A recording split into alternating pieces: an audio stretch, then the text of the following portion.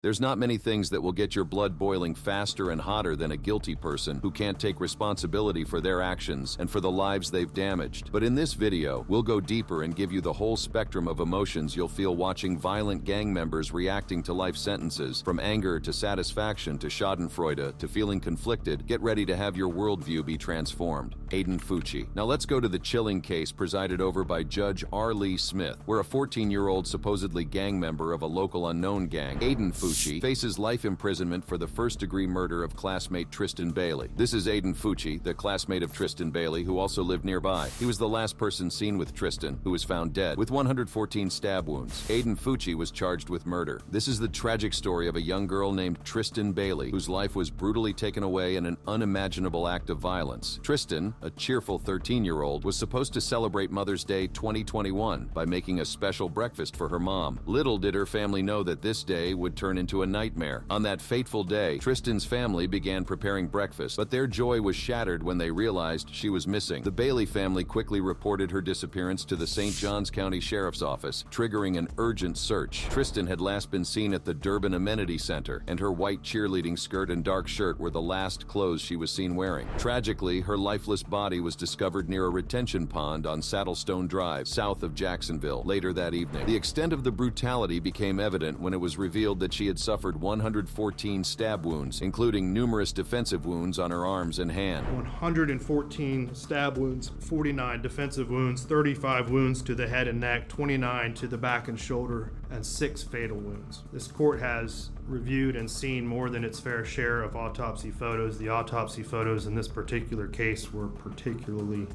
difficult. The perpetrator of this heinous crime was Aidan Fucci, a classmate who lived nearby. Fucci was apprehended that very night and disturbingly took a selfie in the back of a patrol car, which he posted on Snapchat. He appeared to be callously unconcerned, even making unsettling remarks in videos taken while he was in custody. The evidence against Fucci continued to mount. Surveillance footage captured him walking with Tristan on the night she was killed, and items with potential bloodstains were found in his home. Fucci's story changed multiple times, and his mother was later charged with tampering with evidence for allegedly washing blood off his jeans. In February, nearly 2 years after the horrific incident, Fucci pled guilty to first-degree murder. The guilty plea was a shock to the courtroom, as it had not been negotiated with prosecutors. Fucci's sentencing, which started in March, could result in a 40-year to life imprisonment term. The details that emerged about Fucci's mindset were deeply disturbing. Friends revealed that he had spoken about violent fantasies and even practiced stabbing motions with a knife. A friend described Fucci's violent obsessions as a coping mechanism for his troubled home life. He had also exhibited aggressive behavior while in jail awaiting trial. Tristan's family and the community continued to mourn her loss. Friends and family gathered for a vigil, wearing aqua, teal, and turquoise colors in her memory. Tristan's family has taken steps to honor her legacy by participating in youth mental health programs and establishing awards in her name for her former cheerleading and lacrosse teams, despite the loss they felt, as was expressed during the sentencing by the judge.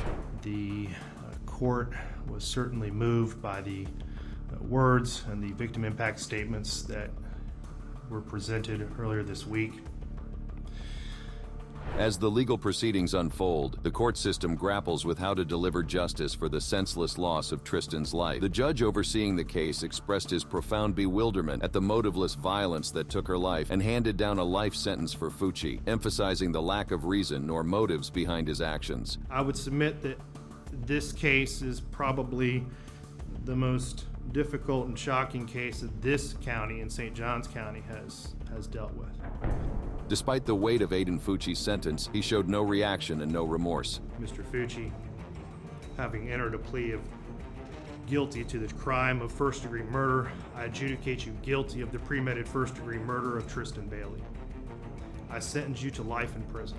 His sentencing was a pivotal moment as he faced 40 years to life behind bars. Abel Gallegos. Next, we go to the Jefferson County District Court, situated in Golden, Colorado, where Abel Gallegos, a Crenshaw Mafia Bloods gang member, faced a sentence of life imprisonment plus 163 years for the murder of Simone Duran. This is Abel Gallegos, who, along with his accomplices Alonso Quintana and Rene Francisco Rosales, orchestrated a sequence of heinous acts that plunged into the depths of horror. Their victim, Simone Duran had the misfortune of crossing their path, leading to a nightmarish ordeal. Abel Gallegos is tried and charged for the kidnapping and murder of Simone Duran. In the quiet town of Golden, Colorado, on a winter day in 2020, Abel Gallegos, a member of a notorious gang, the Crenshaw Mafia Bloods gang, had stood before the Jefferson County District Court to hear his fate. The sentence, a stark reminder of the consequences of his actions, had been handed down with an air of finality. This hadn't been a solitary endeavor. Gallegos had been held accountable for his role in the kidnapping and brutal murder of 28-year-old Simone Duran. The incident had unfolded against a backdrop of vendetta and violence, a dark tale of retribution that had its origins in a previous investigation. Simone Duran had bravely identified Alonso Quintana, one of Gallegos' accomplices, in a police lineup during an attempted murder inquiry in Adams County. Unfortunately, her courage had marked her as a target for Gallegos and his sinister associates, Quintana and Rene Francisco Rosales, taking her away from her loved ones. They miss her and they ask about her every day. They wake up in the middle of the night crying for her. Tragedy had struck on November 5th, 2018, when Duran had been lured into a nightmare. Her captors had subjected her to a sequence of horrors that had defied belief. Begging for her life, she had been shot not once, but 10 times, a brutal ending that had been horrifying in its cruelty. Gallegos and Rosales had returned to the crime scene, pouring gasoline over her lifeless body before setting it ablaze, a final act of brutality that had defiled any shred of humanity. The path that had led to this horrifying climax had been one of calculated malevolence. Gallegos had initiated contact with Duran through social media and, under the pretense of friendship, had ensnared her in a web of deceit. He, along with Rosales, had met her at a residence in Denver, setting the stage for the tragedy that had soon unfolded. Together, they had left the house, with Rosales eventually departing, leaving Duran alone with her tormentors. The final moments of Duran's life had played out in the darkness of a secluded spot in Golden. It had been there that Quintana and Gallegos had carried out their heinous act, shooting her repeatedly, ending any chance of survival. The callousness of their actions had been underscored by their subsequent return to the scene, as if driven by some perverse desire to further degrade her memory. Abel Gallegos, no stranger to the law, had faced the sentencing judge with a history of criminal convictions that had spoken to a life of disregard for society's rules. This had marked his 6th felony conviction, a record that had been accentuated by his repeated violations of parole and probation, a testament to his refusal to reform. Judge Philip McNulty, the arbiter of justice in this heart-wrenching case, hadn't minced words. Appalled by the casualness with which this grotesque crime had been executed and the complete lack of respect for human life it had displayed, he had delivered a sentence that had resonated with the weight of justice denied. "You can't live among us anymore," his words had echoed through the courtroom, a declaration of society's rejection of such monstrous acts. This is the result.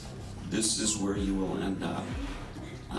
With your family and friends crying as you're let out of the courtroom to serve the rest of your life in prison. The final pages of this dreadful story had remained unwritten. As Gallegos began his life sentence, 2 of his accomplices, Alonso Quintana and Rene Francisco Rosales, had awaited their own sentencing. Abel Gallegos received a sentence that sent a resounding message of justice. He was handed life in prison without the possibility of parole, an already weighty punishment compounded by an additional 163 years behind bars. Caius Veiovis. Now let's delve into a compelling Hampton Superior Court courtroom drama involving the defendant Caius Veiovis, who stands accused of a chilling triple murder. This is Caius Veiovis, a Hells Angel gang member. He faced charges for the triple murder of David Glasser, Edward Frampton, and Robert Chadwell, 3 counts of kidnapping, and 3 counts of intimidating witnesses. This is a story that might send a chill down your spine. A man named Caius Veiovis, known for his unusual appearance with implanted horns on his forehead and a 666 tattoo, has found himself on the wrong side of the law. He was found guilty of a triple murder in Springfield, Massachusetts. The jury reached their decision after 4 days of careful consideration. In addition to the 3 murder charges, Veiovis faced 3 counts of kidnapping and 3 counts of intimidating witnesses. His sinister actions had a shocking backstory. Alongside his accomplices, he was involved in the kidnapping, killing, and gruesome dismemberment of 3 men. The method used to carry out these heinous acts was likened to a machete. In a dramatic courtroom scene, the convicted man, Caius Veiovis, erupted in anger as he faced the jury's verdict. He shouted, "I'll see you all in hell, every one of you. I'll see you all in hell." This outburst came after a week of careful consideration by the jury members in Massachusetts. Yeah, I'll see you all in hell, too. Remember that. Every one of you, I'll see you in hell. The victims of these terrible crimes were named David Glasser, Edward Frampton, and Robert Chadwell. Their bodies were tragically buried on private property in Beckett. Veiovis wasn't acting alone. He had accomplices named Adam Lee Hall and David Shalhoub. These men were found guilty as well, closing the chapter on their disturbing crime spree. The motive behind these horrific acts was just as chilling. One of the co-defendants had a motive to silence a witness, David Glasser, who could have testified against him in another legal case. The other victims were murdered to eliminate any potential witnesses who could have testified against the perpetrators. The trial, initially set in Berkshire County, centered around Veiovis, Hall, and Shalhoub. The lengths to which these individuals went to escape justice were truly terrifying. Together, they kidnapped and murdered David Glasser, Edward Frampton, and Robert Chadwell. Despite Veiovis's claim of innocence, the evidence against him was overwhelming. He was found guilty of murder, kidnapping, and witness intimidation. According to Massachusetts law, Veiovis was looking at a lifetime behind bars. His convictions for first-degree murder carried a mandatory life sentence without the possibility of parole. This outcome served as a grim reminder that justice prevails even in the face of such heinous crimes. In a curious twist of fate, an employee at a Home Depot played a small but significant role in this case. This individual testified as a prosecution witness, recalling how Veiovis had visited the store in search of saws. This testimony painted a disturbing picture of Veiovis's intentions. The saga of Caius Veiovis takes an even darker turn when his past comes to light. He had already spent close to 7.5 years in a Maine prison, convicted of severe charges, including elevated aggravated assault. Back then, he was known by a different name, Roy Gutfinski. His actions included a disturbing incident where he and his then-girlfriend cut another teenager's back with a razor and engaged in unsettling behavior. In the end, Caius Veiovis's conviction for triple murder sent shockwaves through the community. The gravity of his crimes was undeniable, and his outburst in the courtroom reflected the desperation of someone facing the consequences of his actions, even if he maintained his innocence.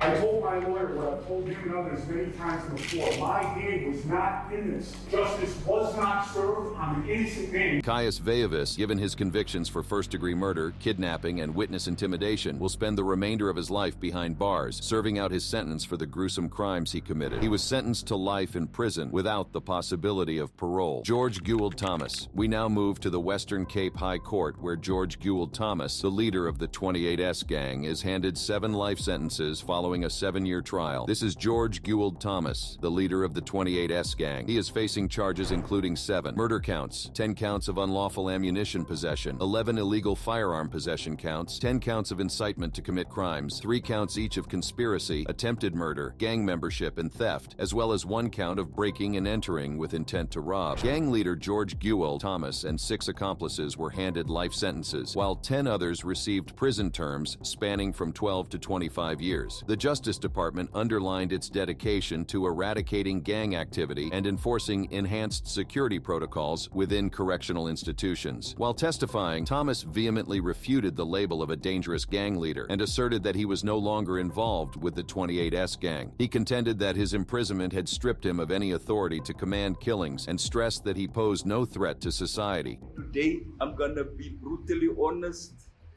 I'm not saying I regret it but what I know for a fact, if I could have changed some things, I wouldn't be here where I am now. Thomas went as far as to mention receiving commendation for his exemplary conduct behind bars. Nevertheless, the judge deemed his testimony implausible and ultimately dismissed his assertions. Nevertheless, Thomas upheld a jovial disposition during the entirety of his trial and even chuckled when his sentence was announced. Judge Chantal Fortuin convicted Thomas of various crimes: murder, racketeering, gang membership, conspiracy, incitement, attempted murder, housebreaking, theft, and illegal possession of firearms and ammunition.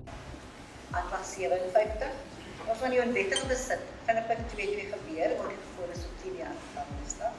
Aanklag 8, ons van die moord op hy en stryding word gevoordes tot lewenslange gevangenisstraf. Aanklag 49, ons van die moord op sy soldaat word gevoordes tot lewenslange gevangenisstraf. Sy word gevoordes tot 10 jaar gevangenisstraf.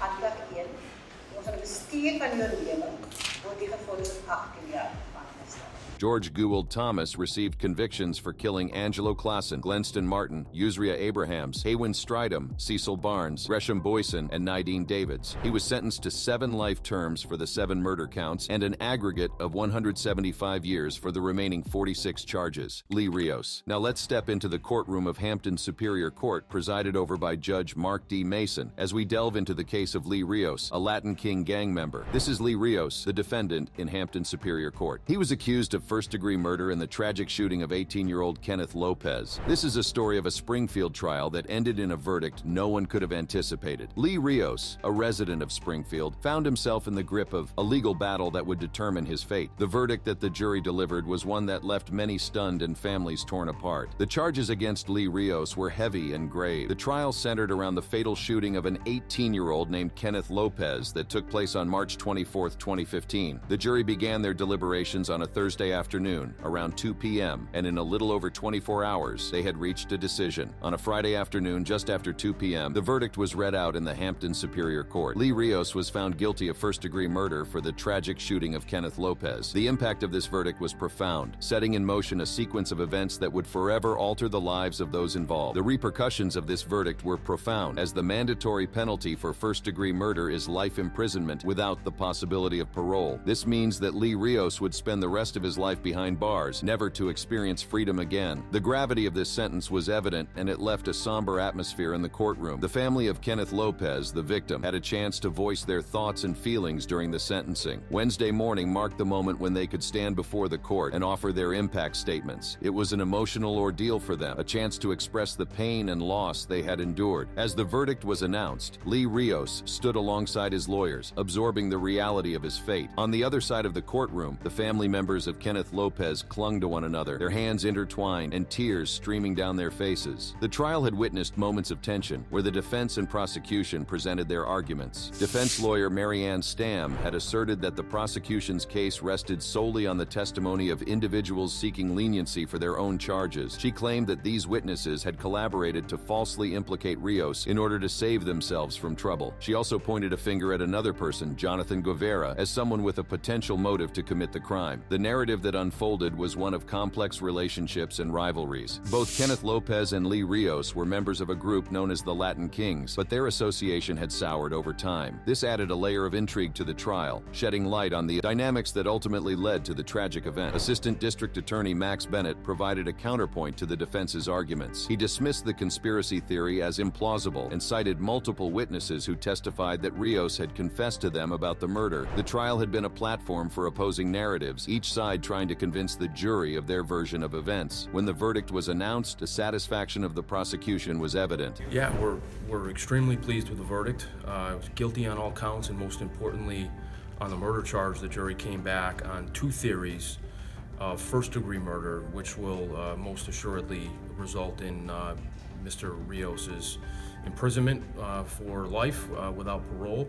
Hampton District Attorney Anthony Gallooni expressed their contentment with the outcome, stating that Rios's conviction on all counts, particularly for first-degree murder, would ensure his lifelong imprisonment. He commended the prosecutors for their diligent work in presenting a strong case despite the challenges posed by cooperating witnesses. The jury's decision encompassed not only the murder charge, but also 8 additional gun charges. It was a comprehensive judgment that held Lee Rios accountable for a range of offenses related to the crime. As the trial came to a close and the verdict was rendered, the courtroom was a microcosm of emotions. The families of both the accused and the victim were grappling with the aftermath, a mix of relief, sorrow, and closure. The reactions of the individuals affected by this trial, from the families to the legal teams, showcased the complexity of human emotions in the face of a profound verdict. Lee Rios was sentenced to life in prison without the possibility of parole for the first-degree murder of Kenneth Lopez. Adam Lee Hall. Next, we turn our focus to a gripping legal case that shook the community. We delve into the sentencing of Adam Lee Hall, a Hells Angels gang member, by Judge C. Jeffrey Kinder. This is Adam Lee Hall, the defendant, who faced a multitude of charges stemming from the horrifying murders of 3 Pittsfield men. In a significant legal case that has captured attention, Adam Lee Hall was sentenced by Judge C. Jeffrey Kinder in Hampton Superior Court. The sentencing took place on Monday, February 10, 2014. The case revolved around the horrific murders of 3 Pittsfield men, a crime Judge Kinder described as filled with depravity and devoid of of human dignity. The judge's words emphasized the heinous nature of the crimes. The victims, David Glasser and Edward Frampton, had mental or developmental issues, making them particularly vulnerable. Hall preyed on their vulnerabilities, even surrounding himself with young women whom he could manipulate into assisting his actions. During the trial, it was revealed that Glasser, over a span of years, was stalked, intimidated, beaten, abducted, and eventually murdered and mutilated. His two friends, Frampton and Robert Chadwell, faced a similarly gruesome fate. They were abducted, stabbed, and decapitated merely due to their unfortunate presence when Glasser was abducted. The court found Hall guilty on 15 out of 19 charges, including 3 counts of first-degree murder for the killings of Glasser, Frampton, and Chadwell. The charges were related to incidents from 2009 and 2010. Hall's attempts to obstruct justice by preventing Glasser from testifying were highlighted as a direct affront to the justice system itself. Throughout the proceedings, Hall remained largely composed, showing minimal emotion. He was part of a trio of individuals responsible for the kidnappings, tortures, and murders of the victims, whose bodies were subsequently buried in Beckett. Glasser's killing was specifically to prevent his testimony against Hall, while Frampton and Chadwell were killed to eliminate witnesses. The only time Hall showed emotion was when he yelled at the Berkshire County District Attorney David Capeless during closing arguments. Over there at the house on Sunday afternoon to meet with you. 20 miles away at a barbecue. Hall's defense attorney, Alan J. Black, spoke on his behalf before the sentencing, highlighting Hall's family ties and minimal criminal record. Berkshire District Attorney David F. Capeless, on the other hand, emphasized the brutality of the crimes and the impact on the victims and their loved ones. Capeless urged the court not to show more mercy than Hall had shown his victims. Judge Kinder's sentencing ensured that Hall would spend the rest of his life behind bars. He was given 3 life sentences without the possibility of parole for the murders of Glasser, Chadwell, and Frampton. Additional sentences were assigned for charges stemming from earlier incidents. Hall will serve a 12 to 15-year term for an armed robbery in 2009, an 8 to 10-year term for a 2010 kidnapping conviction, and a 5 to 7-year term for possession of a firearm during a felony in 2010, adding up to a total of 25 to 42 years in addition to the life sentences. Hall's co-defendants, David Chalou and Caius Veiovis, also faced legal consequences for their roles in these heinous crimes. Chalou's trial was set for April 15th, followed by Veiovis's trial, both of which received life sentences. In the aftermath of the sentencing, Berkshire County residents expressed a sense of justice being served. Hall showed no remorse at all. Family members of the victims, while acknowledging the appropriate sentence, also conveyed the lingering pain and questions that the tragedy had left behind. The emotions displayed by the victims' families demonstrated the enduring impact of such violent acts on the community and individuals involved. Adam Lee Hall would spend the rest of his life in prison without the possibility of parole, as he was sentenced to 3 consecutive life sentences by Judge C. Jeffrey Kinder in Hamden Superior Court for his involvement in the murders of 3 Pittsfield men.